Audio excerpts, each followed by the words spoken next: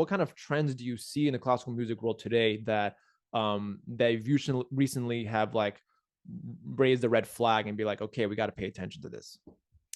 Yeah, so I think the pandemic's been a really fascinating period for us, and I'm fascinated with how the industry works and how we connect to wider society.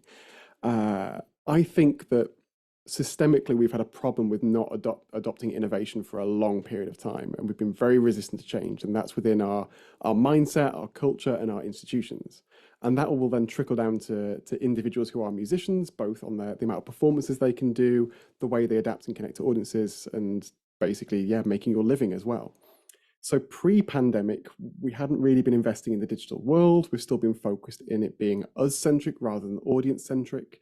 And I think we were sort of unaware we were sleepwalking into a disaster of obscurity, that in essence we weren't competing for attention in what is now a very attention-focused economy.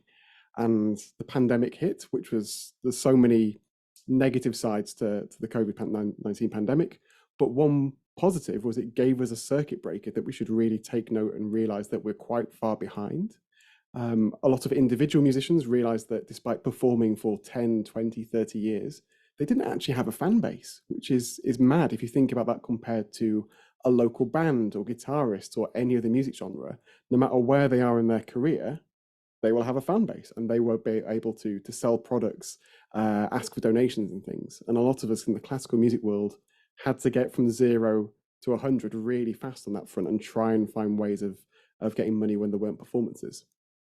So I think that was a huge thing that we realized during that period was an issue.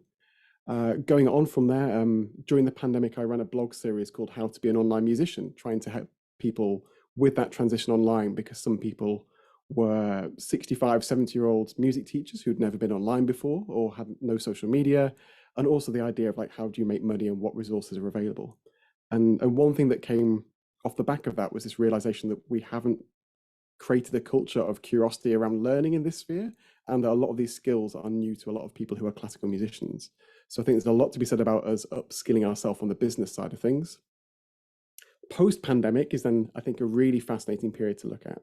And we're seeing sporting events come back with a vengeance, and they're not only are they back, but for example, the Premier League for soccer in the UK, which is the top league, they're having record attendances now, more so than pre-pandemic. Glastonbury Music Festival's bigger, and yet classical music audiences are down and they're staying down. There's a really interesting League of American Orchestra study into this at the moment, and it's saying about people not wanting to return and they're being vocal about not returning. And so the fact that we are having audiences drop even though that they're returning elsewhere means that it's not necessarily the pandemic, and it's an issue with what we're doing in the world to connect to people.